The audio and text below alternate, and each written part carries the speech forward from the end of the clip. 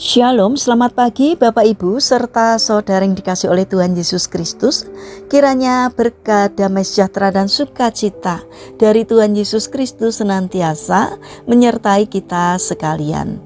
Sebelum kita mendengarkan firman Tuhan dan renungan, marilah kita berdoa.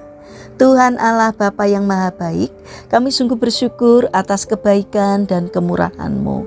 Karena Engkau Tuhan yang selalu melindungi, menolong dan menopang kami. Terima kasih atas setiap kemurahan-Mu ya Tuhan.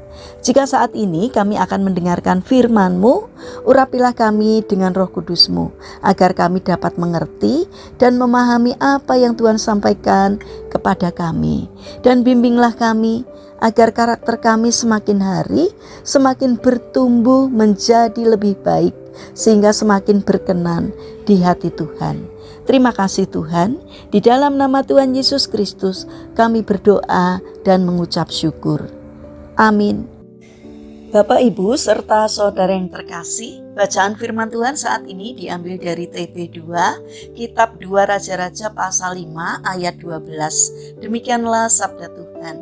Bukankah Abana dan Parpar, sungai-sungai Damsik lebih baik daripada segala sungai di Israel?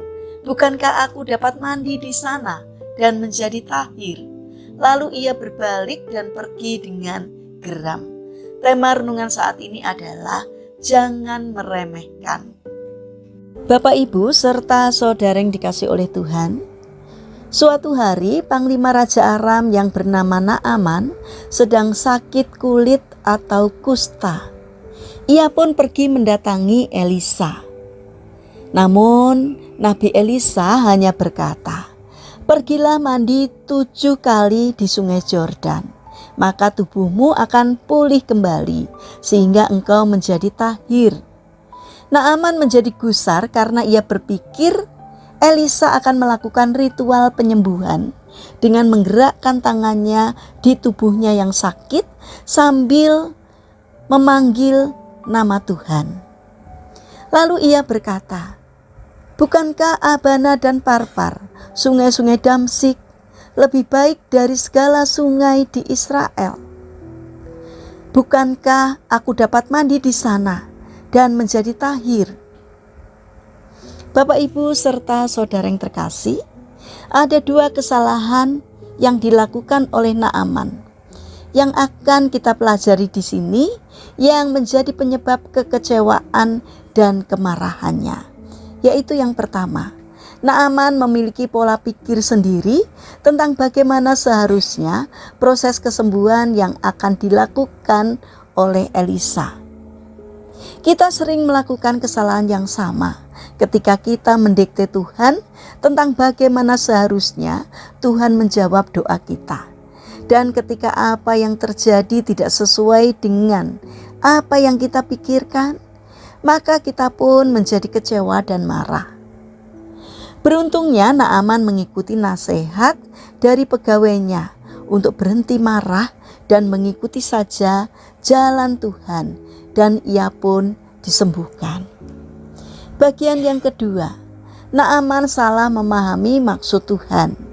Ketika Elisa memerintahkan dia untuk mandi 7 kali di sungai Yordan, dia sebenarnya menekankan ketaatan total terhadap firman Tuhan.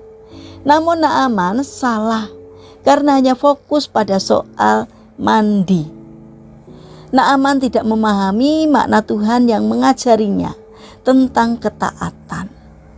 Bandingkan dengan ketaatan total orang buta yang ada di dalam Injil Yohanes pasal 9. Tuhan Yesus mencampur ludahnya dengan tanah dan mengoleskannya ke mata orang buta itu. Kemudian Yesus memerintahkan dia untuk mandi di kolam Siloam. Orang buta itu melakukan persis seperti yang Tuhan Yesus katakan. Dia tidak mengeluh tentang cara Tuhan yang aneh dalam menyembuhkannya. Dia tidak menawar kolam mana yang akan dia datangi. Orang buta ini datang kepada Yesus dengan konsep keimanan yang benar dan benar bahwa Tuhan sanggup berbuat apa saja dan dengan cara apapun untuk menjawab doanya.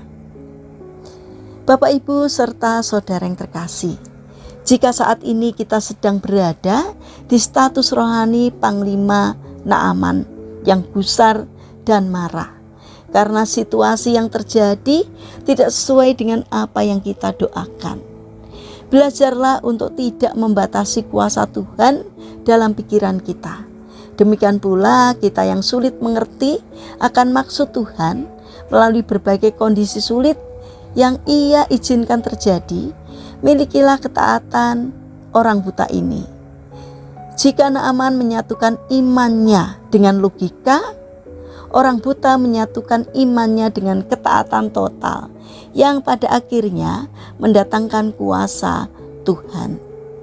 Mari kita bangun karakter untuk mau menerima kehendak Tuhan, karena kehendaknya selalu baik bagi kita. Mari kita berdoa. Tuhan Yesus yang Maha Baik, mampukan kami untuk menerima setiap kehendak-Mu, walaupun itu tidak seperti yang kami pikirkan. Bapa yang Maha Baik, kami mendoakan bagi mereka yang mengalami permasalahan dan kesulitan hidup. Kiranya Tuhan berkenan hadir untuk menolong dan memberkati mereka. Bagi mereka yang terbaring sakit, kami memohon Tuhan memberkati setiap upaya yang mereka lakukan, sehingga mereka memperoleh kesembuhan dan pertolongan dari Tuhan. Bapa yang Maha Baik, saat ini kami ingin menyerahkan setiap rencana dan aktivitas kami hari ini kepadamu. Berikanlah ketekunan dan juga semangat kepada kami dalam menjalankan karya kami hari ini. Kami memohon kiranya Tuhan yang menolong kami. Terima kasih Tuhan, kami alaskan doa dan sembahyang kami hanya di dalam nama Tuhan Yesus Kristus. Amin. Puji Tuhan Bapak Ibu serta saudara yang terkasih, kiranya firman Tuhan dan renungan hari ini dapat menjadi berkat bagi kita semua. Haleluya.